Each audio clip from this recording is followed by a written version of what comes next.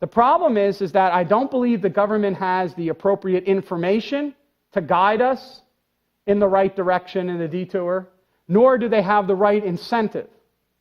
Right? Instead, what you're going to see is the incentives of this system are going to be set up to favor those who are politically privileged at the expense of those of us who are not. It's a basic story of public choice. And public choice doesn't get checked at the door just because we're in a financial crisis.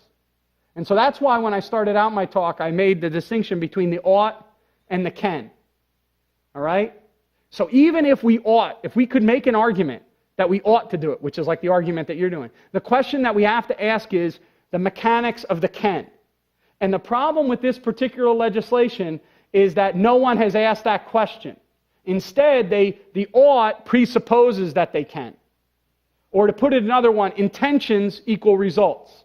So if I intend the policy to do good, it will do good. But we know that that's not right. The path to hell is paved with good intentions. Okay?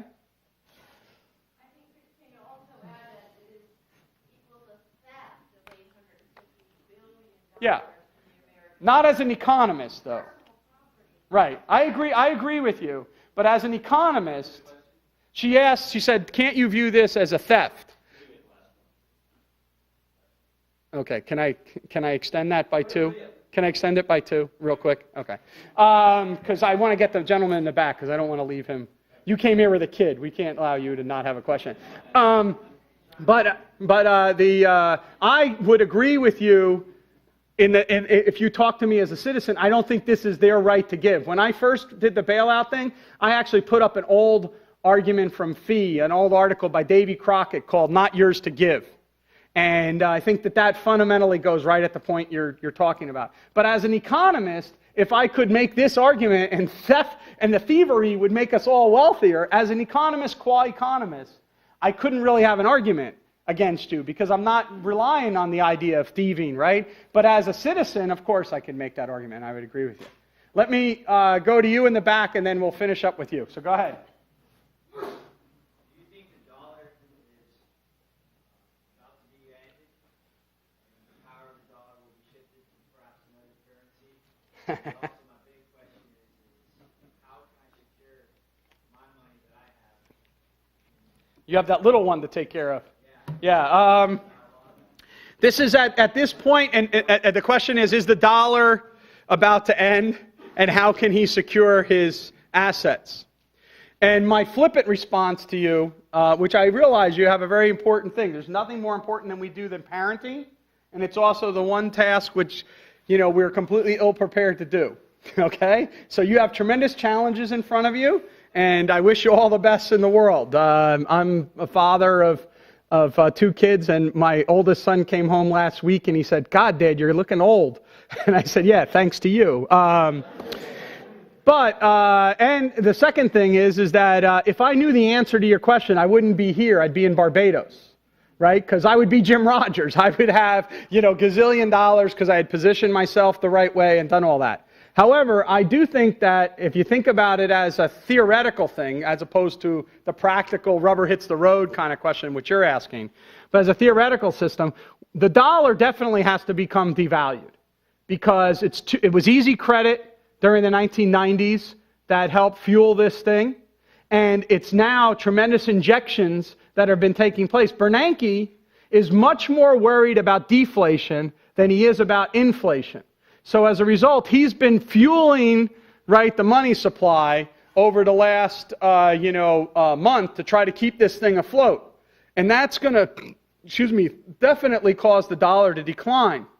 Now, what other currency is there out there? Instead, what you're seeing is a lot of people moving to things like gold again and stuff like that, because it's not clear that Europe has a currency that's going to be there. It's not clear that the Chinese currency is all that strong. So we've been on a world fiat currency since the Bretton Woods Agreement broke down, and it's kind of scary, I think, because you could have a flight from currencies at the moment.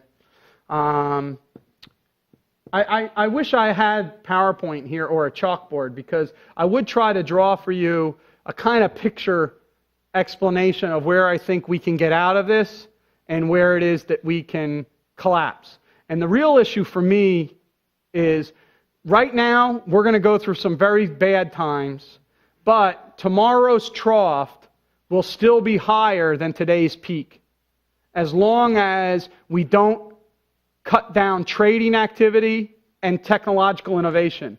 But if government policies start to close our borders or they curtail innovation, what you're going to see is our total ability to engage in real production will decline, and at that point, tomorrow's peak will be lower than today's trough, and that's when you're in real deep crap. Excuse my language. Really deep trouble. So as long as the case is that we continue to engage in trade and technology, the oscillations against the trend line for growth can be deep, but they won't make us that our kids are poorer than us.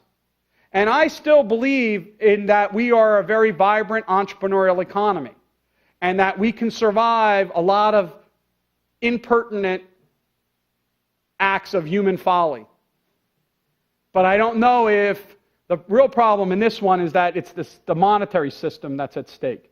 And monetary systems can really, when they go, your society can go. And that makes it very tough. Yeah, last question. Well, John was asking why the private players that lost $1 trillion when the stock market fell on Monday didn't bribe the House representatives to vote for the bailout. See, so that his question wasn't your question is the liquidation theorist question, which is why can't you have these Kosian bargains and we just swap the assets and we move, right? That's the position. Your position is the one that I would push for. John was asking why we can't take that and put it inside of politics, and therefore why can't we get these swaps going on in politics? To some extent, we did at the end of the week, because that's what produced the bill at the end, was a bunch of political vote trading. You sponsor my bill, I'll sponsor your bill, I'll vote for you, you vote for me. This is politics as it works. Bipartisanship at its best, right? Which means that something gets done, and it gets done to you, right? That's what just happened, and you guys should be angry about it. But again, I do not advocate, Kevin and all of you, putting on white masks and black cloaks, though I would find it fascinating if you did. So thank you very much, and enjoy the movie.